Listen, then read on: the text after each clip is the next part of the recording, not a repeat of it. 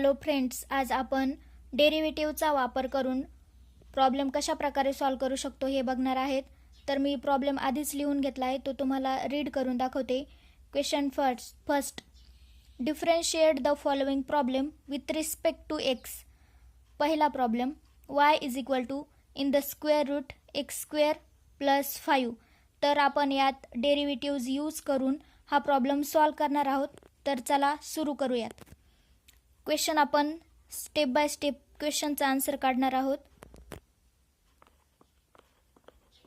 पहिलं, applying the derivatives, म्हणजेच आपण डेरिव्हेटिव्ज अप्लाय करून घेणार आहोत. तो कशा प्रकारे हे बघूयात. D divided by d x y is equal to d divided by d x in the bracket in square root x square plus 5 dx. d divided by dx and d divided by dx म्हणजेच आपण derivatives apply केला. आणि सगळ्यात आधी म्हणजे फॉर्म्युले part पाहिजेत. फॉर्म्युले part असले तर आपण कोणताही प्रॉब्लेम, डेरिव्हेटिव्हचा कोणताही प्रॉब्लेम असला तरी इझिली सॉल्व करू शकतो. आता आपण यात डेरिव्हेटिव्ज अप्लाय करून घेतला आहे. डेरिव्हेटिव्ह अप्लाय केल्याच्या नंतर आपण आता याची फोड करून घेणार आहोत. D divided by d x in the square root x square plus 5 म्हणजे आपण आहे तसंच लिहून घेतलं आहे. त्यानंतर आपण परत d divided by d x square root काढून टाकायचा याचा आणि त्यानंतर आहे तसंच लिहून घ्यायचं पुढं. त्यानंतर परत d y d x is equal to, याची पण आपण फोड करून घेणार आहोत. त्यामुळे हे आहे तसंच लिहून काढायचं. D divided by d x in the square root x square plus y bracket complete into d divided by d x, यात फक्त आपण एक्स स्क्वेअर ठेवणार आहोत आणि plus d divided by d x आणि 5. याशी प्रत्येक इक्वेशनची फोड करून घ्यायची. अशी फोड करून घेतल्याच्या नंतर एक्झाम्पल आपल्याला सॉल्व करायला सोपं जातं. आणि आता यानंतर आपण फॉर्म्युले यूज करणार आहोत. इक्वेशन जर स्क्वेअर रूटमध्ये असेल तर त्यासाठी कोणता फॉर्म्युला आहे ते आपण आधी बघूयात. स्क्वेअर रूटसाठी जो फॉर्म्युला आहे तो असा आहे. D divided by d x in the square root म्हणजे is equal to 1 divided by 2 root x. म्हणजे जर रूटमध्ये असेल तर फॉर्म्युला हा येतो, हा वापरायचा आहे. मग आपण ह्या फॉर्म्युलेचे यूज करून हे सॉल्व करून घेऊ. D y divided by d x आहे तसंच लिहून घेऊ. त्यानंतर इथं फॉर्म्युला यूज केल्यानंतर काय येईल, 1 डिवायडेड बाय 2 आहे तसाच.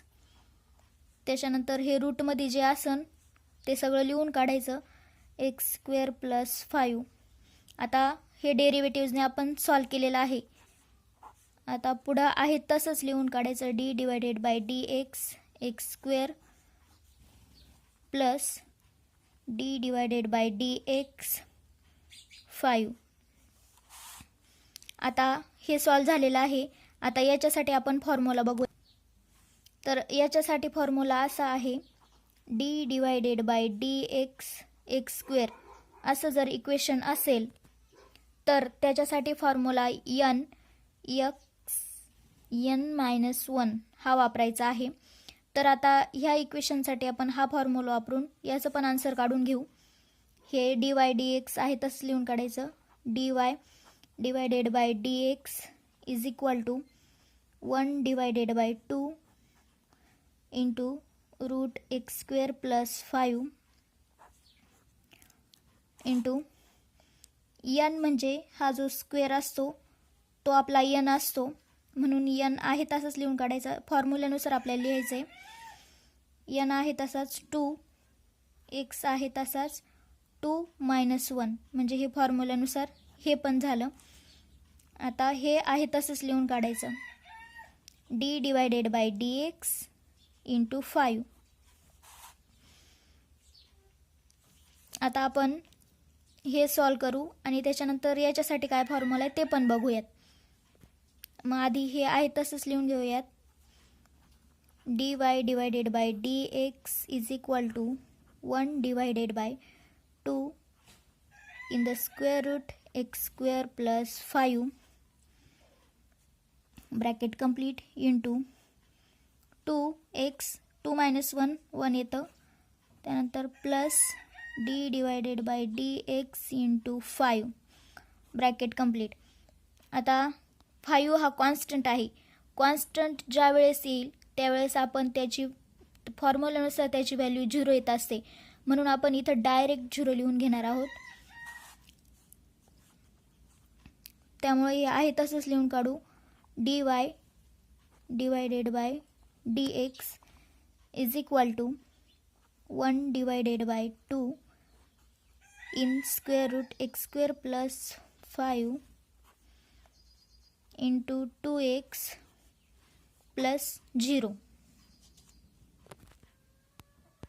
आता फॉर्म्युले आपले इक्वेशनमध्ये यूज करून झाले आहेत. आता आपण डायरेक्ट इक्वेशन सॉल्व करून घेऊयात. dy divided by dx is equal to 1 divided by 2 into root x square plus 5 into 2x. हा 2x इथं मल्टिप्लाय आहे म्हणून इथं वरती येईन, म्हणून dy divided by dx is equal to 2x divided by 2 into square root x square plus 5. त्यानंतर 2ला 2 कॅन्सल होईल, म्हणून dy divided by dx is equal to x divided by in the square root x square plus 5. हे आपलं final answer आहे. आपला इथं derivatives solve झालेला आहे हा प्रॉब्लेम. त्यामुळे आता दुसऱ्या व्हिडिओमध्ये आपण दुसरा प्रॉब्लेम